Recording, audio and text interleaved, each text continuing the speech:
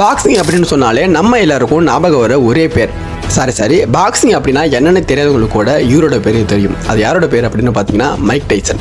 Mike Tyson எல்லா மேட்சும் விளையாடுறதுக்கு முன்னாடி ஒரு டெக்னிக்கை யூஸ் பண்ணுவாருன்னு சொன்னால் உங்களால் நம்ப முடியுதா? அது என்ன டெக்னிக் அப்படின்னு தான் நம்ம இந்த வீடியோவில் பார்க்க போகிறோம்.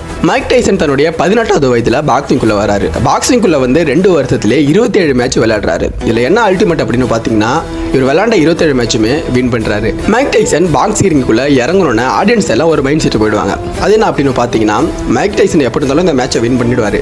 ஆப்பனண்டை எத்தனை பஞ்ச் வரைக்கும் நிற்கிறான் அப்படின்னு தான் ஆடியன்ஸ் எல்லாம் பார்த்துட்டு இருப்பாங்க. மைக் டைசன் லைஃப்ல விளையாண்ட 58 பாக்ஸிங் மேட்ச்ல 44 மேட்ச் ஆப்பனண்டை நாக் அவுட் பண்ணியே வின் பண்ணியிருக்காரு.